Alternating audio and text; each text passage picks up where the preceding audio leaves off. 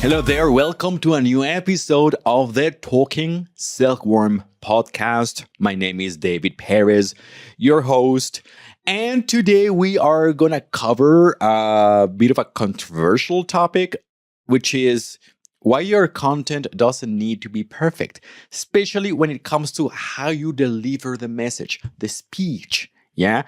Because for some people, there is an obsession there that their content shouldn't have any ums, any ahs, any stutters, any false starts, and any of these things which are natural to language. Yeah. So we're gonna be speaking about why that is inevitably part of your content, why you should include it, and how that differentiates your content from AI, because AI is everywhere, and a lot of the over editing or removing those natural patterns or natural things that occur in language are going to make your content sound robotic. So let's talk about that. Got my notes here, and let's see. So why perfection is not necessary? Why is it okay to make mistakes when you're speaking? Why is it okay to stutter, to use ums and ahs and all that thing? First is that ultra polished AI content is taking over the internet. Yeah. These robots that have a human-like voice and have been trained with human voices usually speak based on scripted content, meaning they are not going to have a conversation where you speak over the other person, where you make mistakes, where you have to go back and rephrase your idea. It's not going to happen because that's not the type of content is meant to create. Yeah, it's already scripted, edited in advance. The other thing is, and this is very curious because I've been testing a few tools for interacting with AI voice, and these tools, to sound more natural, intentionally introduce a little bit of ums and ahs and hesitation in their speech, even though they're not human. Just think about that. Artificial intelligence voice intentionally contains ums and ahs and hesitation. Why is that? Why do you think that is? Because it makes it more human. It makes it more authentic. Very important. That is the next point, exactly. All these traits of the way you deliver your message, those are you. Those represent you. Those portray who you are through your voice. Yeah. It makes the conversation authentic. If it's like a solo or a conversation, it makes it authentic. And that authenticity leads to connection. It leads to connection. Yeah. The person listening understands, identifies that person on the other side of the content, on behind the mic, is a real person. It's something similar to them. It's someone similar to them. It's someone who they can identify with. Yeah, so very, very important. On the same note, I don't know you, but I have become very wary of content on the internet because I don't know sometimes if this is AI generated content or if this is like actual human content. And I prefer human content. Yeah, maybe there's going to be a point where we will not be able to tell the difference. But for the moment, I want to hear real people. I want to listen to real conversations, not AI stuff. Yeah. I mean, AI stuff can serve specific purposes, but when it comes to podcasts, when it comes to video courses, when it comes to educational contents, inspirational content, I want to hear the real person. Yeah, not AI. That includes not just the message that is delivered, but how the message is delivered. Yeah, you have reactions, genuine reactions. Yes, when you are listening to a conversation between two people, they react to each other's words, but they also react to each other's way of saying things, to the other person's tone, to the other person's body language. All that is part of communication, not just the words. That's very important. That's what makes the content genuine and authentic. Why do I insist on this? Because at my core, I am a language teacher. This is what I studied. I have a degree in foreign language education, and a huge part of what I do is teaching communication skills. This is why I insist. A big part of language is not the words, is body language, tone, intonation, speed, accent, stutters, false starts, silences, all that elements that are non-verbal are essential for communication, and they convey part of the message, and they add to the authenticity and to the rapport with the listener. Very important. Now, I'm gonna bring this up because I think big part of the mistake is we want spoken language to sound like written language, when evidently these are two different things. Yeah, spoken language is not written language. We cannot make, and we should not make ourselves sound as if we were speaking in written language. Yeah, this is what we're going to cover now. How spoken language and written language is different. Because maybe we expect to sound like an audiobook, but hey, an audiobook is a person reading from a text, a written text that has been reviewed, edited, prepared with a long time of preparation. So let's see how that goes. Okay, written language. How does written language operate? The first thing it is not time bound. Yeah, the creation of written language is not spontaneous. It requires planning, it requires editing, it requires multiple sessions of re-editing. Okay, so the production of this doesn't depend on the speed of the conversation, doesn't depend on the speed of an interaction. It takes time. It takes time to do. That's why you have time to clean it up, to remove mistakes, to synthesize, to do all these things. The other thing is written language is planned and built for clarity and precision. That means we trim a lot of the excess words, a lot of the excess expressions, because we have the time to do it and because we have planned to do it. Okay, so that is the objective. I'm not saying that oral language is not constructed for clarity and precision. It's just that written language is constructed for that, but it's limited to that as well. Yeah, oral language can be very clear, can provide clarity, can provide precision, but it can also provide so much more information. As I was saying, silences, hesitation, doubt, yeah, stutters, false starts, they imply or they convey a lot of additional information that you cannot communicate via written language sometimes, or most of the times when we are speaking about educational content, which is our case. Now, written language tends to be more formal, and I'm sure you are fully aware of this. Written language tends to be super formal. You use a lot of technical jargon, technical words, very elaborate connectors and transition words, and all that.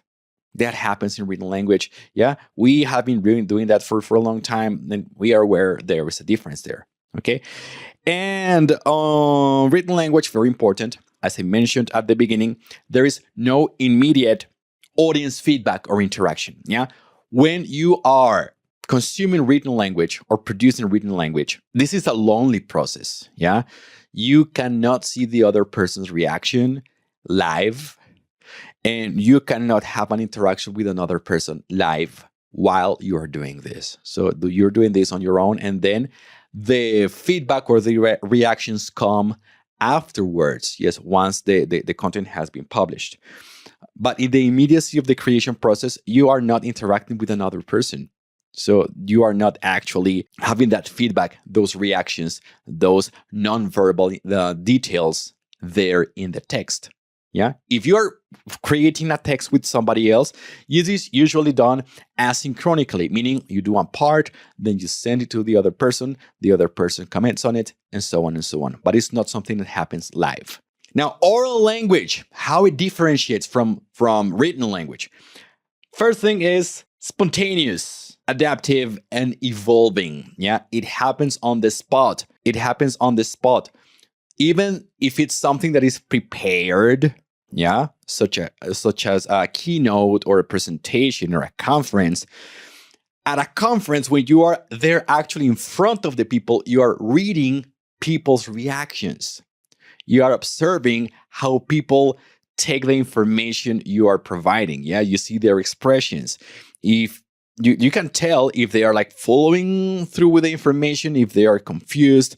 That is live feedback you're getting, and that is this part of the spontaneity of oral language. The other thing is it is adaptive. Yeah, meaning you can change the way you speak based on the circumstances. Yeah, if you detect people are not following through with your message, then you can express it with simpler words. Or maybe you can ask questions, follow-up questions to the audience to identify maybe what the gap in the information is. Okay, so you can, or maybe you can go a different route. Maybe you can skip a very complex idea to cover another simple idea later and go back to the complex idea at the end of the presentation or something like that. So like it is a very dynamic thing. Yeah, written language is like super fixed because it's there, it's fixed, but oral language can move and adapt to the situation all the time. And yeah, it's the same thing, it's evolving. Yeah, it can change, it can go up, it can go down. Yeah, in terms of like the complexity of the words, in terms of the extension of the ideas. So you can have the result you want to have in terms of conveying your message. The other point is informal and interactive. Yeah, informal, flexible, and interactive. When I say informal, I don't mean that you should use like slang in a job presentation, yeah, or a business presentation, but the vocabulary you're using is comparatively simpler to the one you will use on written text. And I am not saying necessarily I'm not speaking necessarily about the technical stuff. Maybe it's like the transition words you're using or how you structure sentences. Yeah. So that is going to be simpler because what matters here is retention and connection because people are listening to the thing live. Yeah. If they disconnect from the message, you continue talking and they're going to miss out on what's coming next, what ideas are coming next. This, of course, makes it inevitable, natural, and necessary to include pauses, to include stumbles, to include shifts in topic, shifts in tone, shifts in language. Yeah, because language adapts all the time. And you are constantly responding to the audience's or the interlocutor's feedback. I have said this multiple times. Not only in the words, of course, this includes the words you're saying, but also how you are reacting. Yeah. The non-verbal cues, yeah, the person's expression, the person's reaction, oh yeah, that kind of thing. That is part of the interaction here. All right, some key features of spoken language. These are the things that we, for some reason, I don't know why, think are wrong, but should be included in the content. Stutters, false starts, they are part of language. Yes, those as you start an idea, but then shift to a different idea.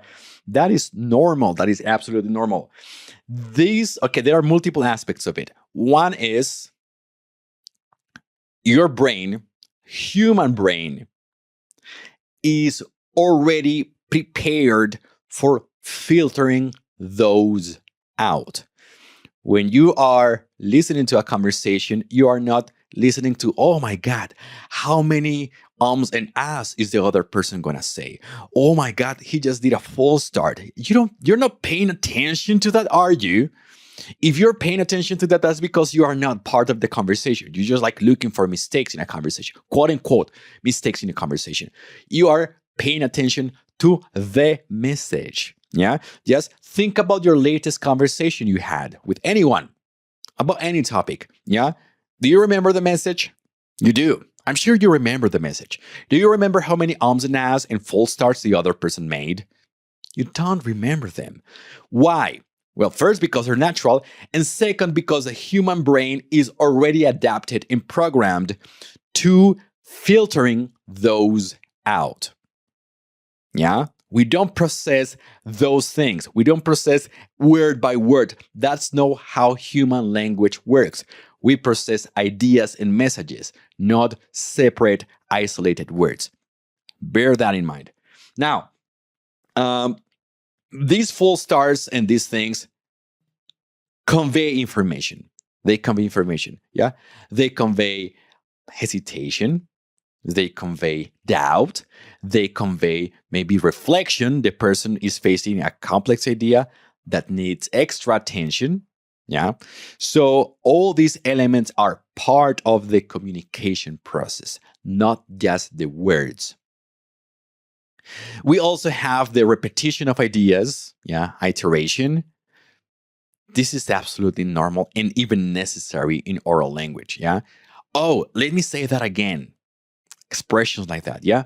Why do you do that? Because you are looking at the other person's face and you're seeing their reaction indicates they need clarification, they need more information, they need more details. This is why sometimes you have to repeat words. You have to repeat whole ideas or sentences or a part of sentences because you have live feedback from your interlocutor, or maybe you have live feedback from yourself. You're listening to what you're saying and you go like, that didn't sound quite as I expected it, yeah? Or I think that doesn't communicate the thing clearly enough or the way I want it. So let me rephrase that, okay? So the feedback sometimes is towards yourself, with yourself.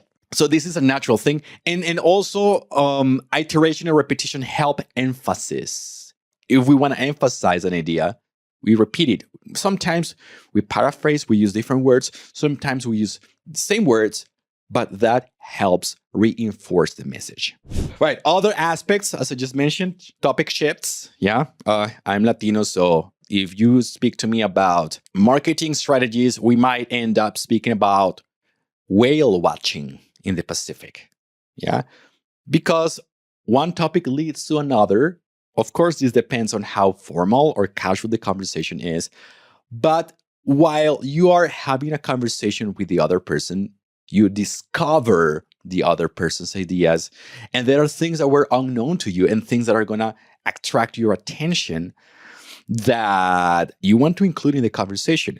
Even in a formal interview, there are aspects of the interview of the topic you are interviewing the other person about that you didn't know or you didn't consider, and that are very, very, very valuable for your audience. So you can shift the topic, yeah, from what you had originally planned and focus on that particular newly discovered topic or subtopic that you're sure is gonna help your audience. So very important. Then okay, filler words. They're just part of language. Here I would like to clarify something, which is, of course, excess is bad. Excess is bad. Yeah. If we have like 20 filler words per sentence, or like one of every 3 sounds you express are filler words, then we have an issue. Yeah. What is the right balance? I don't know what the right balance is. Because if you have a person, for example, who is a non-native English speaker, no matter how much they try, they will struggle a bit to express their ideas. Yeah. Or if it's a person who is not very sure about the answer they're giving or is not very knowledgeable about the topic, we might have more of those filler words. How much is permissible? That depends on you. Yeah. But my point is, don't focus on removing all of them. Do not over focus on paying attention to the filler words. You can have some of them removed in editing, in post production, but don't make it the center of your content. Do not make it a reason to stop yourself from publishing that piece of content if it brings value to your audience. And the other element that is part of oral language, I have already mentioned this, is paralinguistics. I'm sorry, this is such a technical word.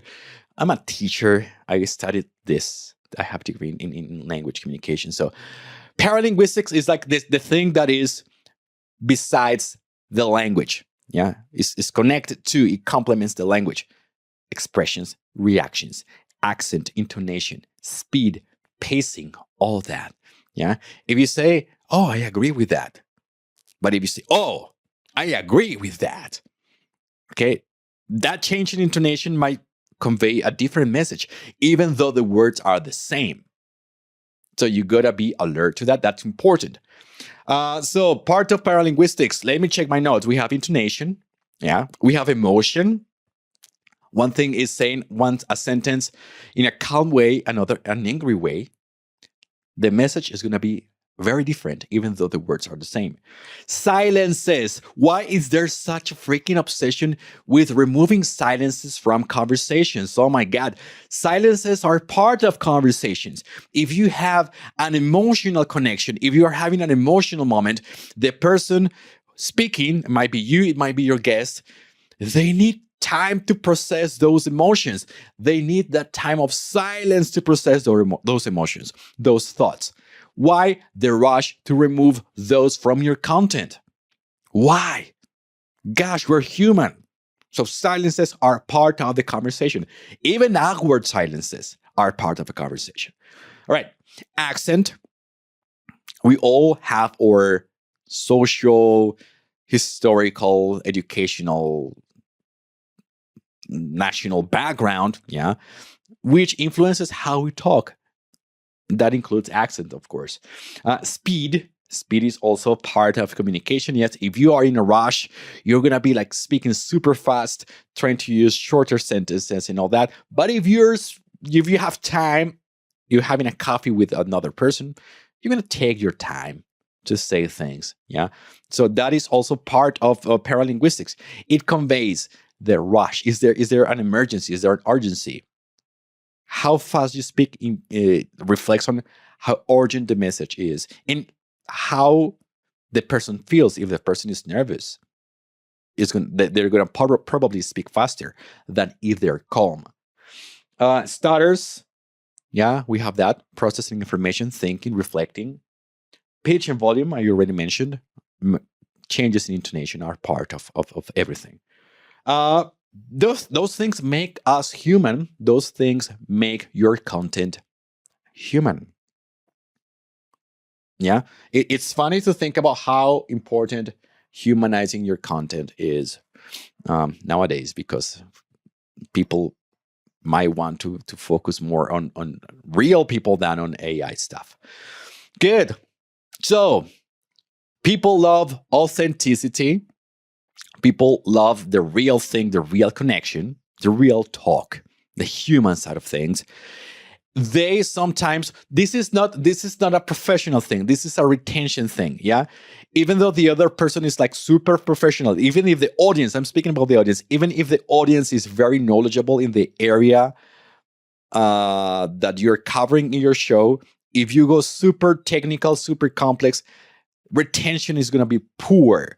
So we acknowledge the audience is savvy in the topic we are covering, if you have a specialized audience, but for retention's sake, we need to express those complex ideas in a simplified way. Very important. And make it feel like it's like human speaking. Like, it doesn't have to be scripted, or like you can outline a script and maybe you can use something for you to remember. I have my notes here, yes, so I don't forget what comes next. But particularly interviews should feel like a conversation, not a questionnaire. Yeah, it's like an interrogation session. And even solos, you can think of an imaginary interlocutor listening to you there, right in front of you. Yeah, I have the camera in front of me. I think I'm speaking to you face to face. So make it like a conversation, because that's what it is. It's a conversation with your audience. It is something that is interactive, even though you don't get the feedback immediately that other person is reacting to your words, right? So it's a very, very, very interesting. All right. So to wrap up, let me see. Okay, we're wrapping up now. Common mistakes: over scripting. Don't make your content super robotic. Just outline the ideas and then use what you know. Use the interaction to deliver those ideas. You don't have to calculate every single word. Then we have over editing, and this is silly. I am a podcast producer, so I know this. Over editing is not going to make your podcast sound more professional. It's going to make it sound choppier. Yes, you're going to have a lot of those jump cuts, and it's going to make it sound more robotic. So over editing is not good, because then the jump cuts and like the lack of naturality is going to throw people off the content. We want them in the content. So doing too much editing, removing every single stutter, full start, and all that. Another mistake is using extremely formal language in your communication. Yeah, I already mentioned this. We are speaking about retention, not about technicalities. So focus on simplifying your ideas. They can be very specialized, but there is always a way to express them in a more retainable way for oral language, that is. Good. So tip here is aim for clarity. Yeah, not perfection. They are not necessarily the same thing. You can provide a clear message that is easy for your audience to understand. It doesn't have to be quote unquote perfect, because perfect is, what is perfect? Like, who defines perfect? Where do you get that definition of perfect that requires you to remove every single and and to speak like a robot and to speak like a person reading an audiobook? Yeah, where does that idea come from? It's not a real thing. Like, you're not a radio host. Radio hosts read from scripts. They are not having like natural conversations. They have teleprompters. If that's your point of reference, they have teleprompters and scripts. This is not your case. This is not the type of content you're creating. All right, as a final takeaway, just remember, authenticity is paramount in the era of artificially generated voice and video and images. So artificial intelligence is taking over. How are you going to differentiate yourself from it in your content? Then perfect speech doesn't exist. Where did you get that idea that perfect speech sounds like an audiobook? Yeah, think about that. Where are you getting that idea from? What does real speech actually sound like? Think about that. And then be yourself. Be yourself. That's who you are. That's who we want to portray in the content. Be you. Don't be a robot. Make mistakes. Allow the guest or the interlocutor in your show to make mistakes as well, because that's who they are. Alrighty.